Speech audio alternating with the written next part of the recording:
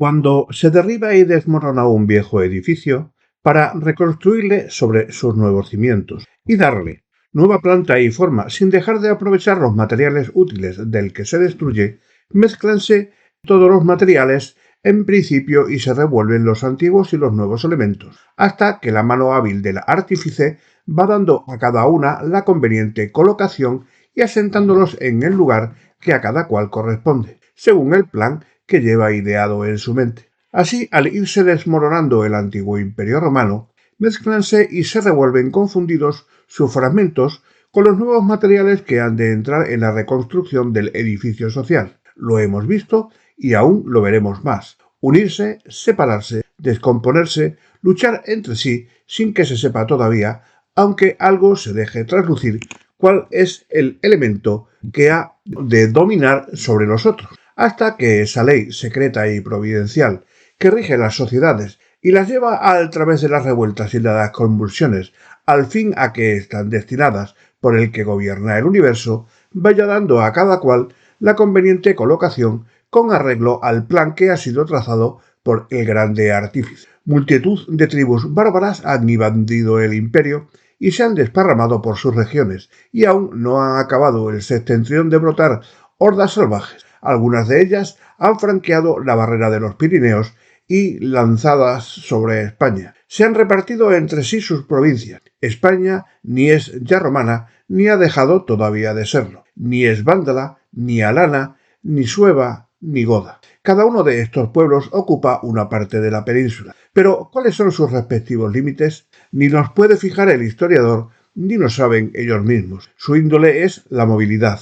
Conquistan, saquean y emigran a otra parte. Su patria es el territorio que poseen. Pelean entre sí y con los antiguos poseedores hacen alianzas y las deshacen, se ayudan y se hostilizan según se lo aconseja el interés del momento. Es un estado de fermentación social, y la misma confusión que agita al mundo en lo material y lo físico reina en los principios políticos y religiosos. Las naciones marchan lentamente hacia su fin a través de este caos. Esta confusión ha de traer un orden nuevo al mundo, y de aquí ha de nacer para España una monarquía propia, que hasta ahora no ha tenido. Para apreciar debidamente la revolución que va a obrarse, menester es que digamos algo de la procedencia y carácter de los nuevos invasores. Ya no se duda que el movimiento de emigración de esas grandes masas de hombres que inundaron el norte de Europa para desde allí derramarse por Mediodía y Occidente partió del Asia, cuna y semillero del género humano. Tiempo hacía que estas masas de tribus bárbaras, empujadas por otras que sucesivamente iban emigrando del Asia superior, de la Esticia o Tartaria, vivían en las heladas regiones de la Escandinavia o Suecia, de la Dinamarca, de la Rusia y de la Germania, difundidas y como escalonadas desde la extremidad septentrional de Europa hasta las fronteras del Imperio Romano. La providencia parecía haberlas colocado allí, como queriendo tenerlas dispuestas para la misión que un día había de encomendarlas. La superabundancia de población, unida a la esterilidad de aquellos helados y rigurosos climas, les hacían apetecer y buscar un sol más caro y un suelo más fecundo. Tribus nómadas y guerreras obligaban a los pueblos vecinos a cederles su territorio, y los más fuertes lanzaban a los otros de las comarcas que ocupaban, o los forzaban a someterlas,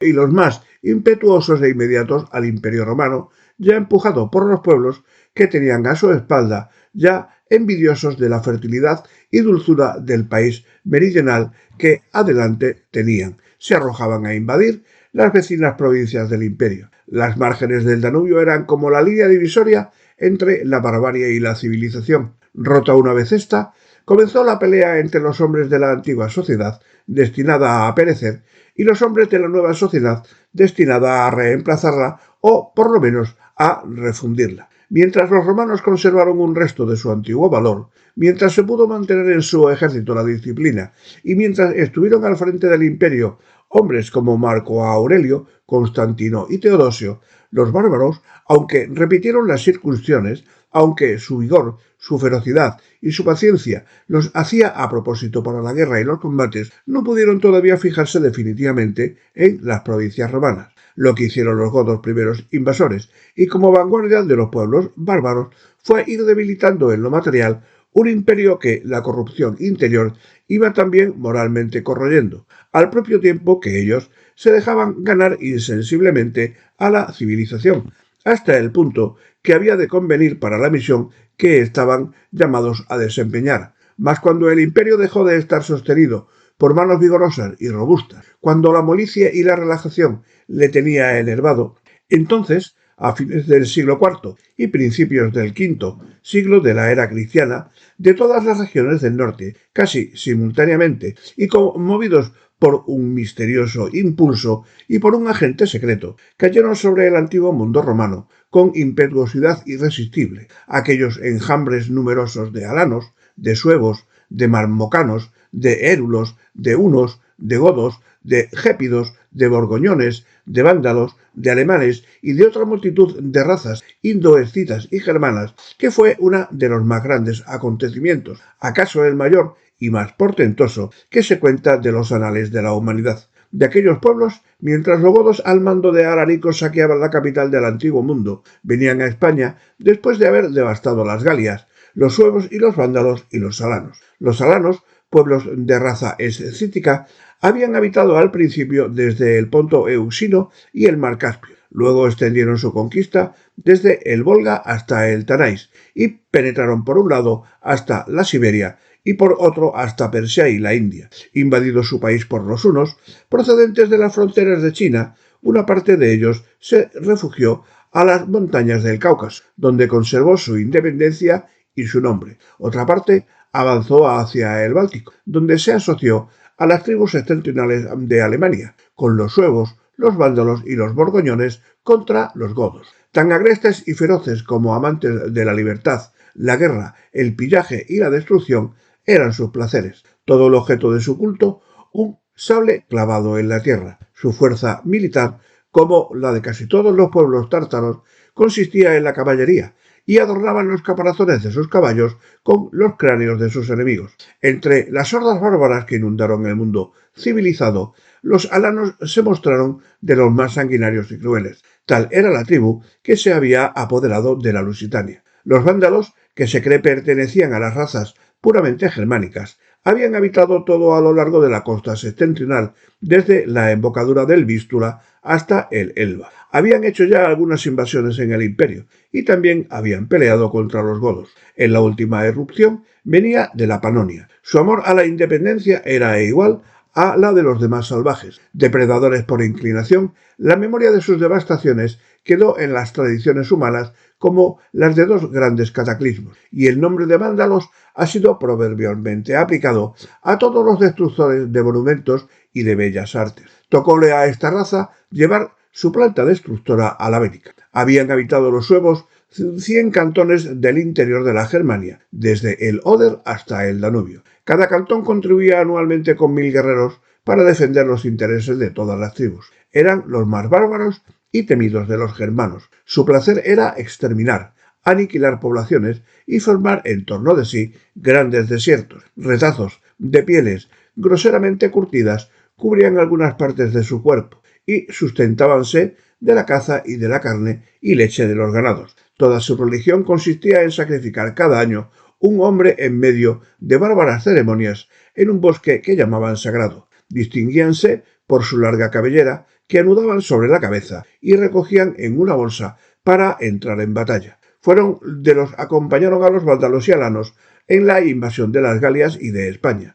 instalarse estos en Galicia. Los godos, a quienes más nos importa conocer, era como los alanos originarios de Asia, comprendidos bajo el nombre genérico de escitas o getas. En sus transmigraciones habían pasado a la Escandinavia de jornadés. Supuso equivocadamente había sido el país de los godos, sin que se haya podido fijar todavía la época cierta de cada emigración antigua de las tribus góticas. Hallábanse ya en los primeros siglos de la era cristiana dos pueblos godos, el uno en las costas del Báltico, el otro entre el Tanis y el Danubio, en los confines de Asia y Europa. Raza asiática en las costumbres, como los alanos y los hunos, Germánica en la lengua como los suevos, los francos y los sajones, dividíase la nación en dos grandes tribus y denomináronse por las diferentes posiciones que ocupaban, los unos astrogodos o godos orientales, los otros visigodos o godos occidentales, separados por el río Níper. Detuviéronse en sus incesantes correrías los que llegaron a las márgenes del Danubio, así por los abundantes pastos que allí encontraron para sus ganados, como por no serles ya fácil llevar sus excursiones a países en que dominaban las poderosas armas romanas. Allí hicieron alto largo camino, formando como la avanzada del gran ejército de los bárbaros. Pero engrandecidos ellos y próximos a la civilización, no tardaron, como en su lugar hemos visto, en chocar con el mundo civilizado. Vencidos siempre al principio, no por eso desmayaban ni dejaban de repetir sus incursiones, y al tiempo que los visigodos, con sus continuas acometidas, iban debilitando el imperio romano, recibían a su vez en sus rudas imaginaciones las impresiones de la civilización. Poco a poco se iban endulzando sus costumbres con el ejemplo de lo que veían. El aspecto de las ciudades en que entraban les inspiraba admiración, respeto, deseo de imitación. Las relaciones de los prisioneros mismos les hacía comparar las privaciones de sus condiciones incultas y groseras con las comodidades y los goces de los pueblos cultos. Iba penetrando en ellos las artes del mundo griego y romano, y hasta las ideas del cristianismo pasaron el Danubio, y fueron a enseñarles la excelencia y las ventajas de una religión y de unas costumbres tan distintas del culto grosero y de los hábitos feroces que ellos de los bosques traían. Así, los visigodos, sin perder aún su primitivo vigor y energía, iban deponiendo un poco los instintos salvajes. Llegó al fin el caso de verse como apretados, comprimidos y como empujados estos pueblos por otros más bárbaros y feroces que detrás de ellos venían. Eran los hunos, raza de más salvaje de todas ellas, los hunos de horrible aspecto y de deforme rostro, que saliendo del fondo de la Tartaria y de las orillas del mar Caspio, habían derramado sus innumerables hordas sobre el gran camino de las emigraciones asiáticas y se encaminaban también hacia Occidente, que encuentran los hunos a la raza poderosa y libre de los alanos y la someten. El vasto imperio de los astrogodos, presidido por el viejo Hermanrico, rico en nombre de armas, no puede tampoco resistir al ímpetu de aquella nueva avenida y lleno de terror, acaba por someterse también, como casi todos, a los aliados, a los feroces hunos, y por engrosar el torrente de la invasión en lugar de resistirle. Coincidió este acontecimiento con la época en que el Imperio Romano iba en visible decadencia, y entonces fue cuando se decidieron los godos a pasar por las postreras del Danubio, abandonó sus antiguas posesiones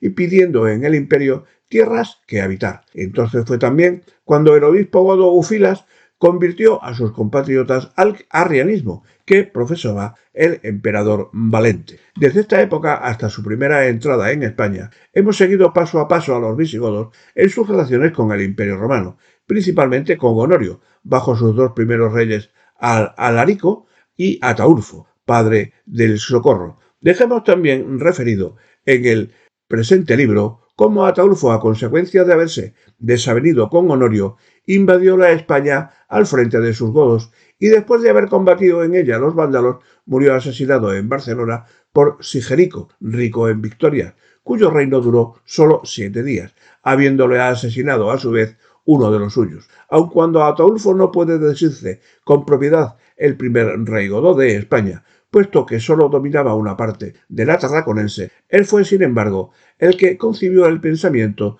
de arrojar de la península española las razas bárbaras que la inundaban, probablemente con la intención de fundar en ella un imperio gótico, cuyo pensamiento fue constantemente perseguido por sus sucesores. Proclamado Gualia, rey de los godos, supo con una política y una destreza no propias de un bárbaro, halagar primeramente el odio de sus gentes hacia los romanos, aparentando querer hacer a estos la guerra. Mas, como el general romano Constancio le propusiera la paz con la sola condición de que le devolviera a Placidia, a quien seguía amando siempre y a quien Gualia tenía el estéril honor de aguardar en su poder, aceptólo el godo con la cláusula de que le suministrará el romano 600.000 medidas de trigo para mantener su ejército, cláusula que no podía menos de contentar a sus soldados, faltos como se hallaban de subsistencias y talados cómo estaban los campos. Con esto tuvo la habilidad de persuadirles que no era a Roma a quien les convenía entonces combatir, sino a los suevos, vándalos y alanos de España. Roma es ya demasiado débil, les decía, y podemos darla por vencida. ¿Qué interés tenemos en conservar en nuestro poder a la hermana de Honorio? Volvámosle a Plácida y llevemos nuestras armas contra los vándalos y suevos, que es más digno de nuestro valor. Y cuando hayamos concluido con ellos, Roma se humillará a nuestros pies. Acudieron los godos con entusiasmo las razones y voluntades de su rey, y Gualia los llevó a pelear con los vándalos de la Bética. Breve y gloriosa fue esta primera campaña de Gualia. Los vándalos fueron vencidos y obligados a cruzar el interior de la península en busca de un asilo entre los suevos de Galicia, con quienes momentáneamente se confundieron. Gualia intentó una expedición a África, pero una tempestad que dispersó su flota le obligó a renunciar a su proyecto. Lo mismo había intentado antes Alarico desde Italia, y otra tempestad había frustrado sus intenciones. Parecía que era la voluntad de la providencia que los godos no salieran de Europa y que fundaran en Occidente un imperio gótico precedido del exterminio de las otras razas bárbaras. Resolvió Gualia entonces contra los alanos de la Lusitania, deshízolos igualmente, y sus restos fueron a incorporarse con los vándalos. Disponíase ya a acometer a los suevos cuando supo que estos, temiendo sin duda el empuje de las armas godas, habían reconocido la soberanía de Roma y héchose tributarios del imperio, y se detuvo Gualia en la carrera de sus victorias por un resto de respeto a la majestad romana. Honorio, que celebraba los triunfos de los godos en España, haciéndose la ilusión de que le pertenecían a él, recompensó a Gualia dándole la segunda Aquitania, entendiéndose de este modo el imperio gótico desde Tolosa de Francia hasta el océano, comprendiendo también la mitad del país entre el Garona y el Loira. Gualia fijó su asiento y la corte del imperio gótico en Tolosa, donde murió en el año 420. Sucedióle Teodoredo, que otros con San Agustín nombran Teodorico. Durante los primeros años de su reinado, los vándalos se habían refugiado entre los suevos de Galicia, subleváronse contra los mismos que les habían dado hospitalidad y les hicieron cruda la guerra. Pero al fin, rechazados con vigor, viéronse aquellos bárbaros precisados a volver a la provincia a la que habían dado su nombre, donde tornaron a ejercer sus acostumbrados estragos, y extendiéndoles a las costas de Valencia, tomaron y saquearon a Cartagena, diéronse a piratear por aquellas costas y las de las Baleares, y como si se cansara pronto de todo ejército de este pueblo movible y versátil, volvió otra vez a establecerse en Andalucía, animado del mismo espíritu de destrucción, único que no le abandonaba nunca. Un acontecimiento inesperado vino a libertar las fértiles y desgraciadas comarcas de la Bética de aquella plaga asoladora. En el 424 había muerto Honorio, aquel emperador a quien cupo la triste suerte de ser la púrpura de los Césares, hollada por la planta salvaje de los hijos de los bosques. Habíale sucedido en el trono imperial el niño Valentiniano III, hijo de su hermana Placidia, la viuda de Ataulfo, la cual regía el imperio durante la menor edad de su hijo. Nombrado prefecto de África por la regente, el conde Bonifacio fue muy pronto relevado de aquel gobierno por instigación de Aecio, general y consejero íntimo de Placidia. Tomólo Bonifacio con desaire y afrenta, y a impulsos del resentimiento resolvió vengarse de los cortesanos y de sus enemigos, a cuyo fin buscó el apoyo de los vándalos de Andalucía, invitándoles a que pasaran a África y ofreciéndoles las 2/3 partes de las posesiones romanas en aquellas regiones, reservando solo para sí la tercera con tal que le diera ayuda. Acogieron los vándalos la proposición, o por espíritu de movilidad, o halagados por el ofrecimiento, o deseosos de reposar de las inquietudes que sufrían en la península, o por todas estas causas juntas. Dispusiéronse pues los vándalos a una nueva transmigración, y con su rey Genserico a la cabeza, cargando con todo el fruto de sus saqueos, y reuniendo sus mujeres y sus dirigiéndose al estrecho de Gibraltar, donde se embarcaron en número de 80.000. Ahora iban los vándalos a África, llamados